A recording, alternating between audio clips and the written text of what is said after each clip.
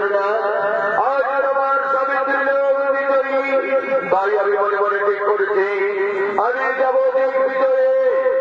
তাই তুমি ওই শিবটা করে উপাসনা করে পুষ্পচন্দ্রের তিলক আমার মস্তকে দাও আর তুমি আমায় হাসি মুখে বিদায় দাও। আমি যাব ঠিক বিজয়ে। স্বামী গো, আগের স্বামী, আমাদের বিয়ে হয়েছে সবে, আর আজ তুমি আমাকে সজাগতা পরিচয়টা ফেলে রেখে চলে যাবে ঠিক বিজয়ে। আমি যে তোমার বিরোধ সহ্য করতে পারবো না স্বামী। আমি যে তোমার ছাড়া এক মুহূর্ত বাঁচতে পারবো না।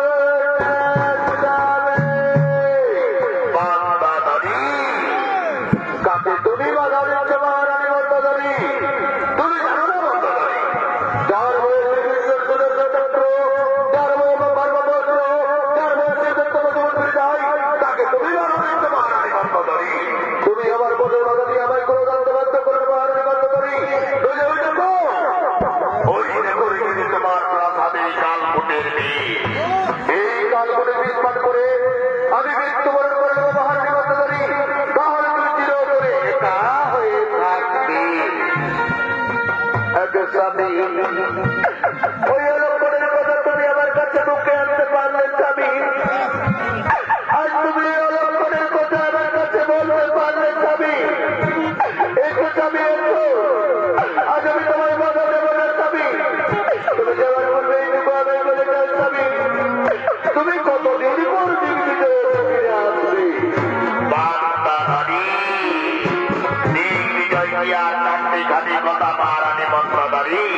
আমি নিজেই জানি না কতদিন পর ফিরে আসবো।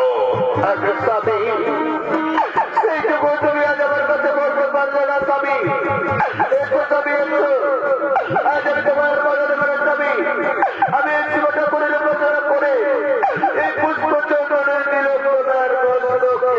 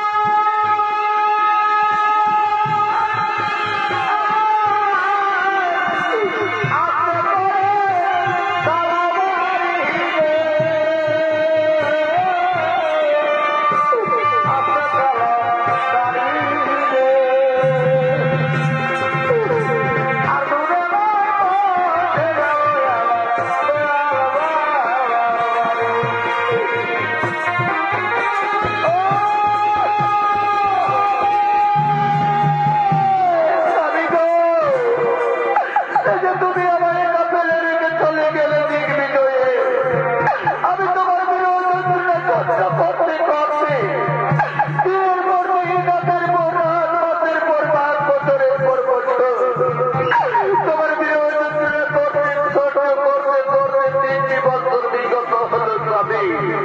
তুমি এখনো পর্যন্ত ফিরে এলে স্বামী, তুমি একটিবারও আমার কথা বলে ভাবলে স্বামী, কিন্তু আমি যে তোমার বিরোধে সহ্য করতে পারি না স্বামী। তুমি যখন আমার কথা একটিবার ভাবলে না স্বামী, তখন আমি তোমার ছেড়ে জীবনের রাস্তা চাই না স্বামী। আমি তোমার বিরোধে সহ্য করতে পারছি না স্বামী। আমি যে তোমার ছাড়া আরে মুহূর্ত বাঁচতে পারবো না স্বামী। স্বামী গো, আমি তোমার ছাড়া জীবন রাখতে চাই না স্বামী। মনে পড়েছে স্বামী, মনে পড়েছে তোমার দেওয়া সেই কালকুটের বীজ আমার মনে পড়েছে।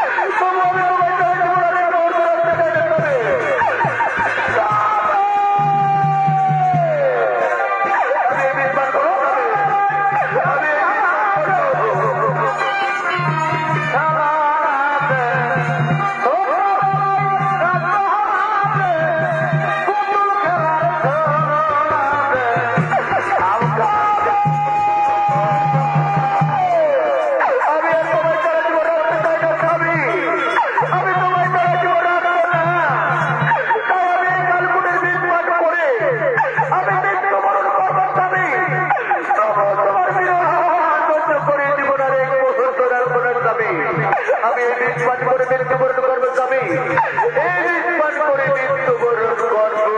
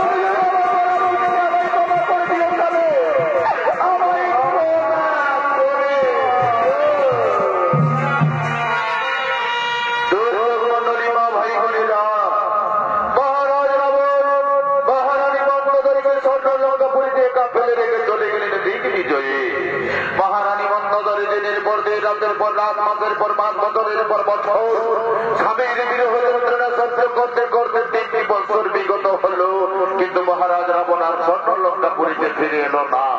তাই মহারানী মন্দোদরী সমস্ত তপস্বীদের শাসন করা রক্ত কালকুটের বীজ মনে করে পান করলেন স্বামীর বিরহ যন্ত্রণা গর্জনা কর্তব্যের প্রাণ বিসর্জন দেব বললে কিন্তু দৈবের ঘটনা কোনদিন হবে না খণ্ডন। দুর্ভাগ্যের বিষয় সেই কালকূটের বিষ পান করে মহারানী মন্দোদরীর মৃত্যু হল না। মহারানী মন্দোদরী হইলেন গর্ভবতী। দিনের পর দিন, রাতের পর রাত, মাসের পর মাস গর্ভের যন্ত্রণা সহ্য করতে করতে আজ মহারানী মন্দোদরী 10 মাস 10 দিন পূর্ণ গর্ভবতী। তাই গর্ভের যন্ত্রণা সহ্য না করতে পেরে কাঁদতে কাঁদতে নিজ কষ্টে নিজে আগমন করতে চলেছে।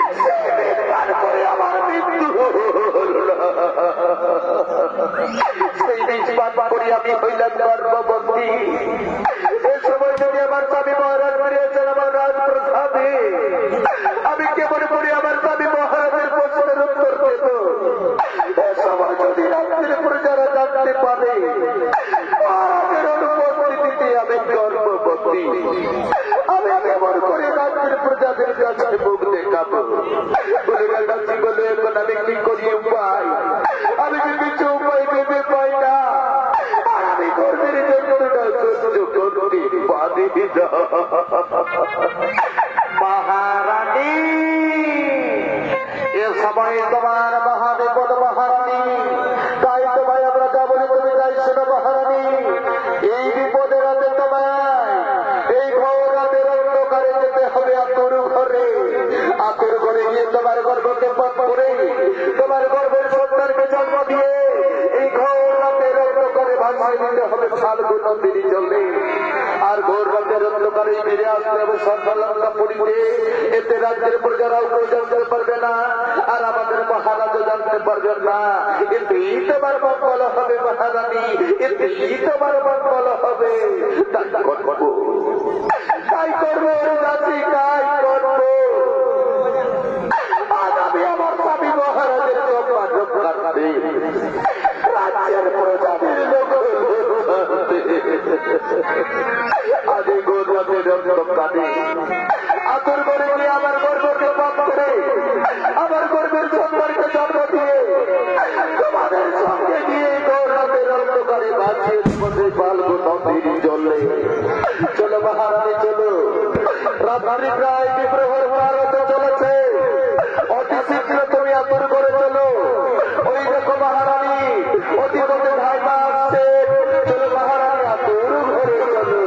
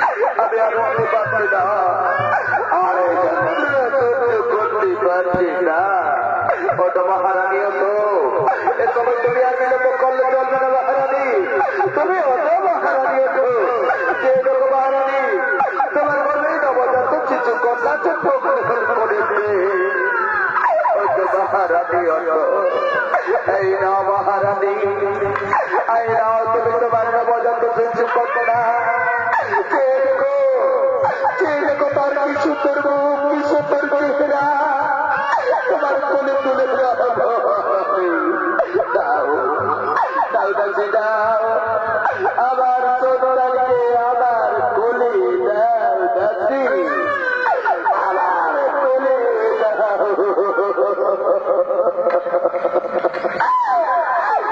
ওরে শিশু কাঁদিস রে মা কাঁদিস রে কেন তুই আমার গর্বে জন্ম দিলি রে মা কেন তুই অন্য কারো গর্বে জন্ম দিতে পারলি না আমি তোরে ভাগিনি মা আমি তোরে 10 মাস 10 দিন গর্ভধারণ করে জন্ম দিয়েছি কিন্তু আমি তোরে নিয়ত ভাগিনি মা জন্ম দিয়েও তোরে আমি পালন করতে পারবো না এই গৌর নদীর করে বাঁচিয়ে দিতে হবে তোরে পালগো নদীর চলে কাঁদে রে ওরে মা কাঁদে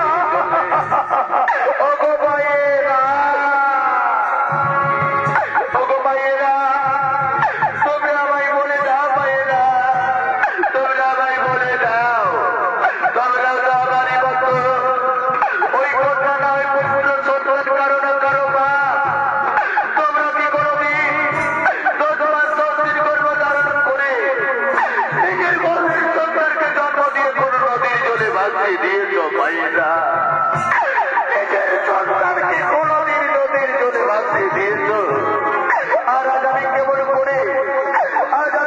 করে গর্ভধারিণী মা হয়ে দুষ্পাপের গর্ভধারণ করে আমার গর্ভের সন্তানকে জন্ম দিয়েছি। আর আজ আমি কেমন করে মা হয়ে আমার গর্ভের সন্তানকে বাঁচিয়ে দেবো ফাল্গুন নদীর জলে। তোমরা আমায় বলে দাও ভাইয়েরা, তোমরা আমায় বলে দাও।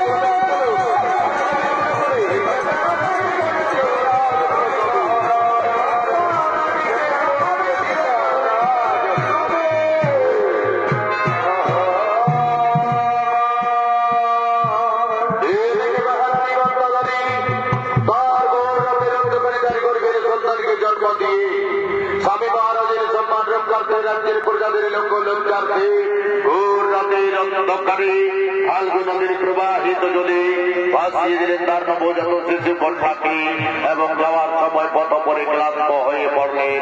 তার কাজিরা মহারানী মন্ত্রধারীকে তার প্রাসাদে পৌঁছে দিলেন। আর এদিকে ফাল্গু নদীর প্রবাহিত জলে সেই শিশু কন্যা বইতে বইতে গিয়া জনক রাজার রাজ্যে মিথিলা নগরে পতিত হলো। আর যেই দিন হইতে জনক রাজার রাজ্যে মিথিলা নগরে পতিত হলো, সেই দিন হইতে জনক রাজার রাজ্যে মিথিলা নগরে মহামারীর ঘটনা ঘটল। জনক রাজার রাজ্যে 12 বছর না হয়েছে 13 বছর চোখা রাজ্যের প্রজারা অনাহারে মারা যায়। রাজ্যের রক্তারক্তি গুণাগুণি আকার লেগেই থাকে।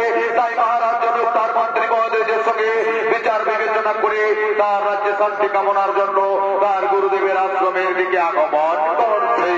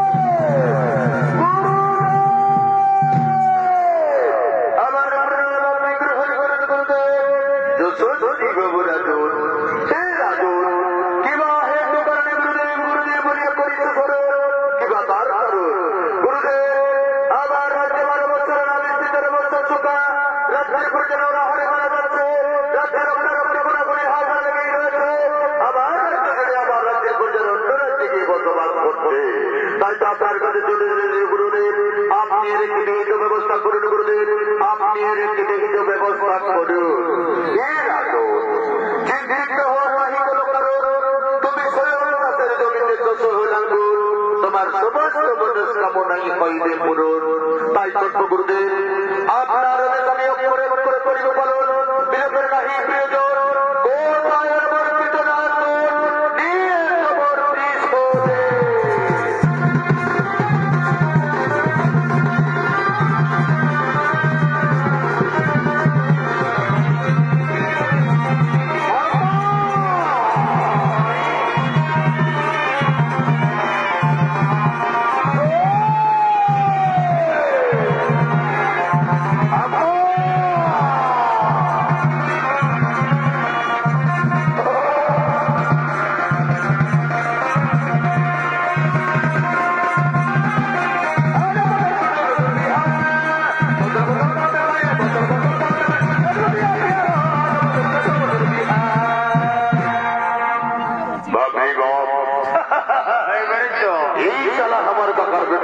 নিয়ে জীবনে কোনোদিন বললে নয় একসঙ্গে গোহাইতাম থেকে গরুগুলো বের করার জন্য বাপের কিনা কোথা যে পিছাই থাকলে ওকে জানে রাজা ঘরের ব্যাপার বলি একবার ডাক শুনবি তো শুনবি, নাই তো নাই যাবটে বলে তখন বুঝতে পারবি কত দানে কত চা বলি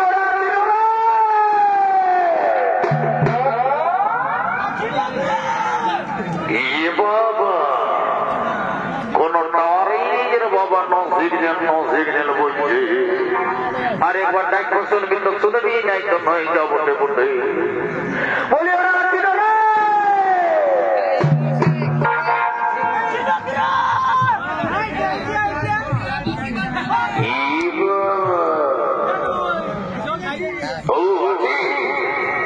গরুটা তাড়াতাড়ি নিয়ে আয়, রাজা ঘরের ব্যাপার, নাইলে বুঝবি কত ধানে কত হইটা বুঝলি। ঠিক আছে ভাই, কোন চিন্তার কারণ নয়, তুই তোর গরুটাকে সামলায় নিয়ে রাখ, আমি হালটা রাখিনি, আমার গরুটাকে নিয়ে আসে যাবো বটে।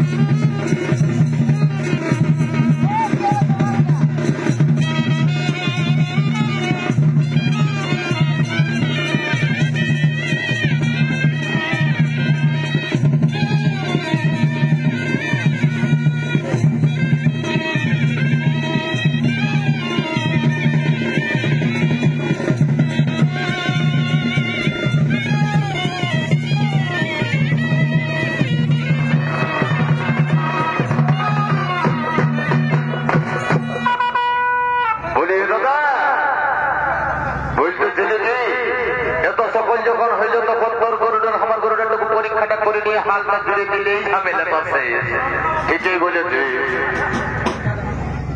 তোর গরু আমার গরু বলতেছিলি, তোর গরুটা আমার গরুটা যদি লড়াইটা হয়তো তো কত সুন্দর হইত বুঝেছে। বলি শুনেলে ভাই হবা শুনেছি পুরুলিয়া জেলায় কারা লড়াই হই, গরু লড়াই হয়েছে, এটা কোনদিন বাপের কালে জেনে জেনে নয়। বলি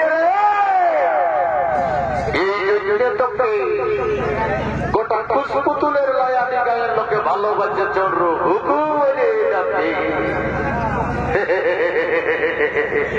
আমার নাম চন্দ্র হুকুমারে আমার দাদাদি।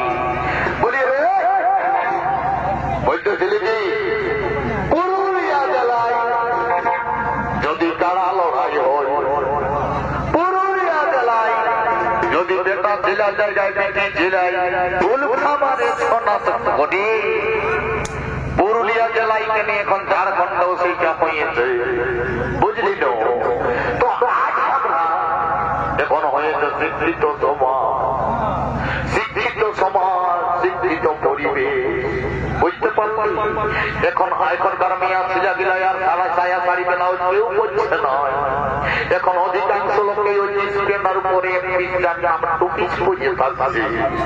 শিক্ষিত সমাজ বিহারটা যদি কোন রকম ভাবে হয়ে যাচ্ছে, বাপের ঘরটা থেকে চতুর ঘরটা মেয়াকে চলে গেল, তো সঙ্গে সব সম্পর্কটা বদল হয়ে গেল। লাজ লজ্জা কোথাও কিছু নাই। লাজে বলে শ্বশুরকে বলে বাবা, আর শাশুড়িকে বলে মা, আর ভাসুরকে বলছে যায় দাদা, আর কাকা শ্বশুরকে বলছে যায় কাকা। লাজ লজ্জা তো পুরাই গেল, কিসে লিখো মাথাটা ঢাকা। তো সব কিছুই যখন হচ্ছে, তো আজ আমরা এই হ্যাংলার মংলা মিলে এই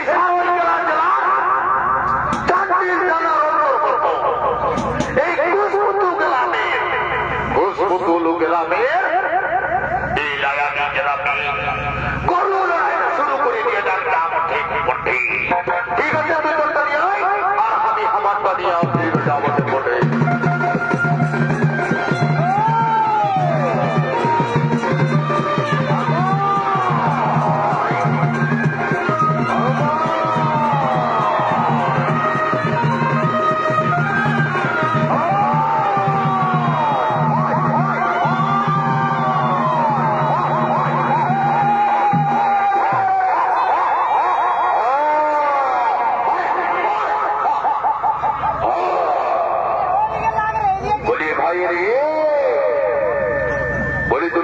কাউকে কম বলা যাবে না। তোর আমারটা সমান সমান তো ঠিক আছে। আপনি রিজার্ভ করে তোর গরুটা আমার দিকে নিয়ে আয়।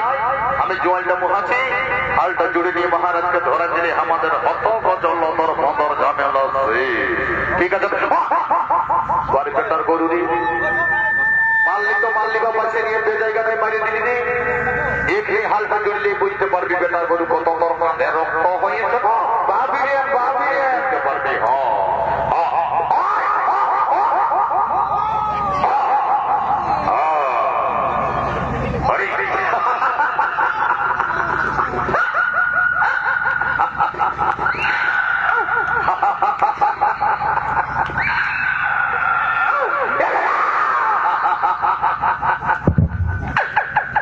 দাদা বলছি রে দেখেছি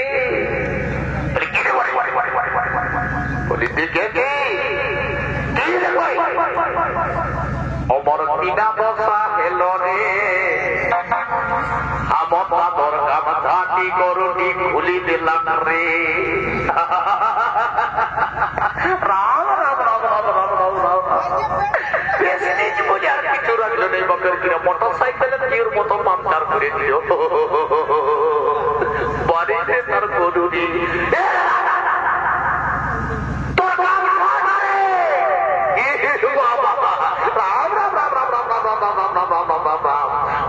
গরুরে মারলে তো মারলি বেটার গামছাটা খুলে দিলি, পাম্পচার টিউর মতো পাম্পচার করে দিলি। বা আচ্ছা ঠিক আছে, গামছাটা খুলে দিলি তো কি হয়েছে? এখনো পর্যন্ত বারা মুন্ডাটা পড়াইছে না, কোথা যাবে? বলি এবার হালটা জুড়লে বেটার গরু বুঝতে পারবি কত ধানে কত চা।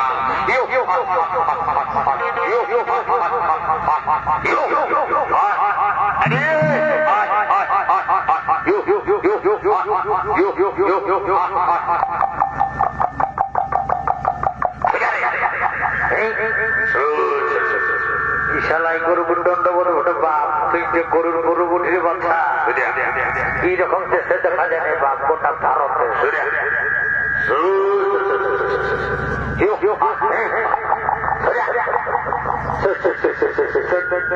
বেশি ঠেকানো বাপ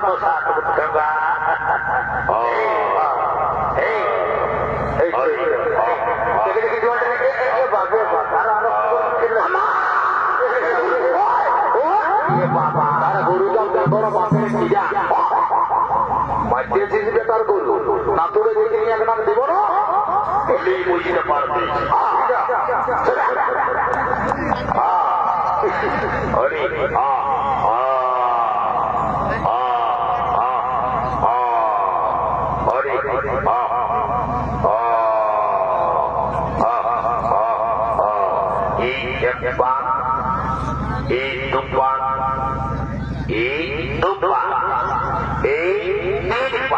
এইবারে বেটার কোনো দিক বদল কাটে কত রকম হয়েছে।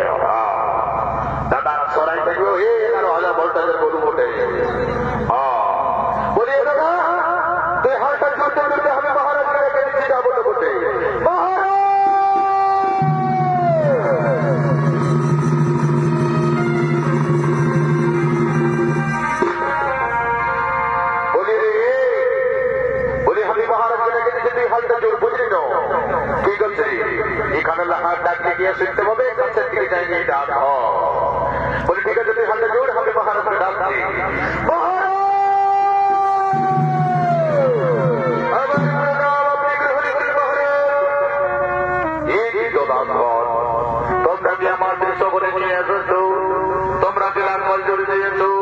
হ্যাঁ মহারাজ, হ্যাঁ ওই দেখুন মহারাজ, আমরা আপনার বিশ্বদের নিয়ে এসেছি, আমরা লাঙ্গল করে দিয়েছি মহারাজ। এই মহারাজ আপনি নাকি লাঙ্গল করুন মহারাজ, লাঙ্গল করুন। তাই কর্মকৃত দাসগণ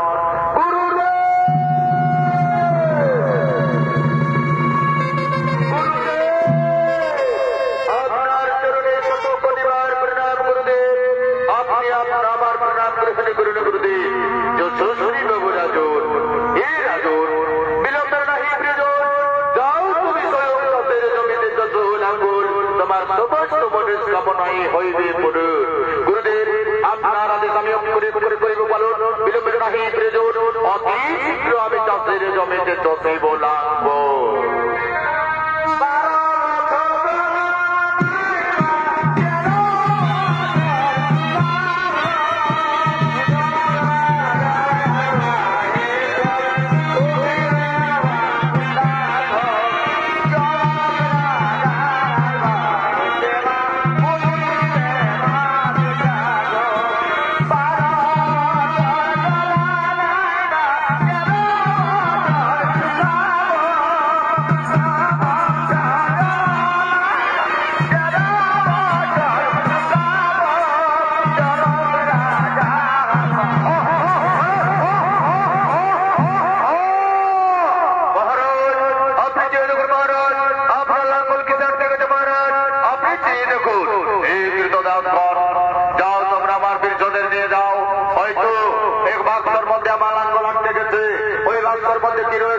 আমি চেয়ে দেখি, তোমরা আমার বিরোধীদের নিয়ে যাও, চেয়ে দেখি এই বাক্সর মধ্যে কি রয়েছে, আমি চেয়ে দেখবো।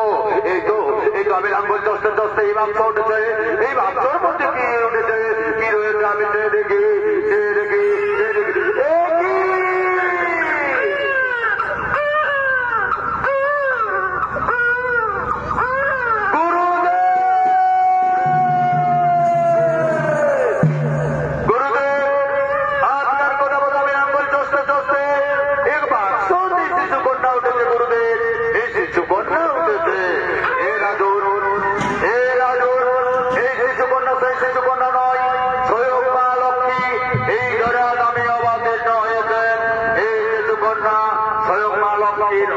জন্মগ্রহণ করেছে এই গুরুদেব। গুরুদেব, এই শিশুকন্যা যদি স্বয়ং মা লক্ষ্মী আবির্ভূত হয়ে থাকে ধরা যাবে, এই শিশুকন্যা যদি লক্ষ্মী রক্তে জন্মগ্রহণ করে থাকে, তাহলে শিশুকন্যার নাম আপনি প্রস্তাব করুন গুরুদেব, এই শিশুকন্যার নাম আপনি প্রস্তাব করুন। এই রাজন, তুমি লাঙ্গল চষতে চষতে স্বয়ং ধরিত্রী মা তোমায় এই শিশু সন্তান সম্প্রদান করেছে, তাই এই শিশুকন্যার নাম সীতা। সীতা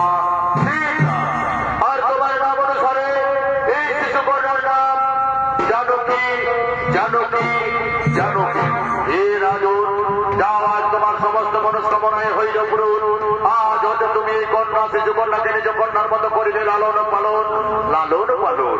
গুরুদেব, আপনার আদেশ আমি করিব পালন। আজ হতে শিশুকন্যাকে সকলেই জানবে জনক রাজার কন্যা সীতা। সীতা সীতা। গুরুদেব, আপনার আদেশ মতো আমি লাঙ্গল চষে আমার সমস্ত মনস্কামনায় হয়েছে পূরণ। ওই যখন গুরুদেব মস্তকের উপর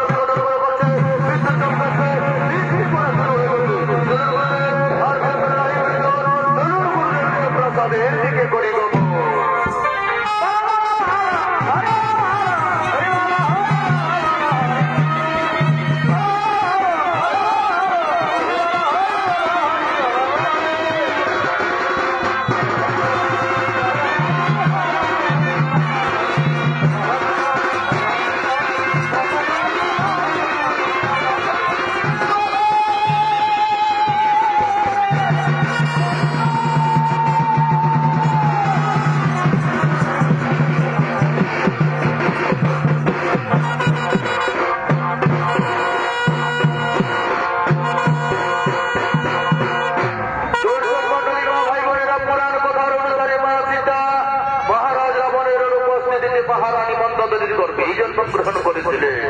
কিন্তু মহারানী মন্দোদরী স্বামীর লোক সম্পদ রক্ষার্থে রাজ্যের প্রজাদের লোক লজ্জাতে ঘোর রাতের অন্ধকার কাল করবেন সন্তানকে জন্মদিন এবং